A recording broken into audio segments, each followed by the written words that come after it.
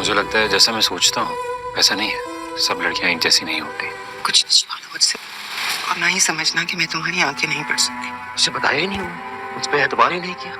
आपने भी बस 8 करोड़ मांगे और चेक लेकर चली गई। एतबार तो आपने भी नहीं किया।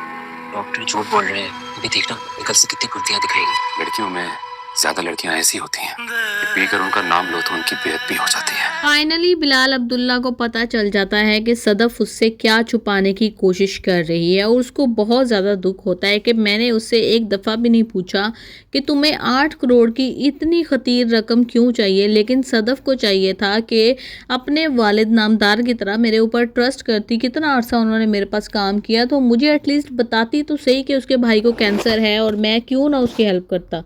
जी वहाज के जितने भी सीन्स हैं इस ड्रामे में काफ़ी कम दिखाए गए हैं, लेकिन जितने भी हैं बहुत बहुत ही आला किस्म के सीन्स हैं और बड़ा ही एक डीप इनसाइड इंसान चला जाता है। एक अजीब सा उसको ऐसे फील होता है कि जैसे उसके अंदर से मोहब्बत खींच ली गई है या एक सैड फीलिंग आती है।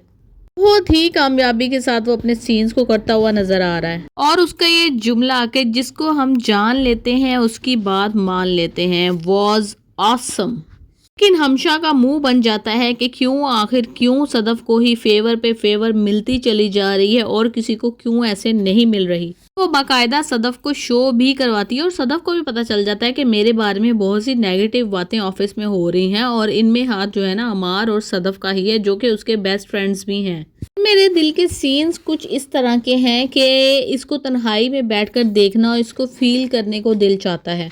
आप इस ड्रामे को काफ़ी ज़्यादा रश वाली जगह में बैठकर देखेंगे, साथ में फैमिली मेम्बर्स बातें कर रहे होंगे तो आप काफ़ी ज़्यादा डिस्टर्ब हो जाएंगे क्योंकि आप उसकी फीलिंग्स को महसूस कर रहे होंगे। लड़की अम्मार के ऊपर मरी जा रही है, अम्मार और बिलाल अब्दुल्ला सदफ के ऊपर मरे जा रहे हैं। हमशा बिलाल अब्दुल्ला पे मरे जा रही है और जेलस हुई जा रही है सदफ के लिए और सदफ अपनी स्टूपिडिटी में मरे जा रही है।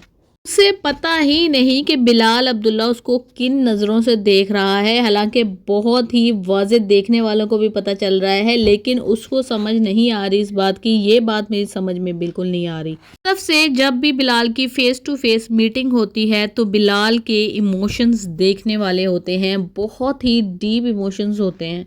अब बिलाल अब्दुल्ला की जो पर्सनैलिटी है उसकी पर्सनैलिटी इस किस्म की है कि उसके पास एक अच्छा बैकग्राउंड है, एक साउंड किस्म का उसके पास बिजनेस है, रुपए पैसे की कोई कमी नहीं है, अय्याशियाँ वो खूब करता है, लेकिन वो इतना सैड क्यों है, किस वजह से है, ये हमें अभी तक पता नहीं चल सका। हो सकता है कि माजी में उसकी कोई ऐसी मोहब्बत रह चुकी हो जिसकी वजह से उसका दिल इतने बुरे तरीके से टूटा है कि वो उसकी ज़ात के अंदर घुस गई है वो मोहब्बत, जिस वजह से वो शादी भी नहीं करना चाहता, शादी पे बिलीव ही नहीं रखता, औरत पे ट्रस्ट ही नहीं करता।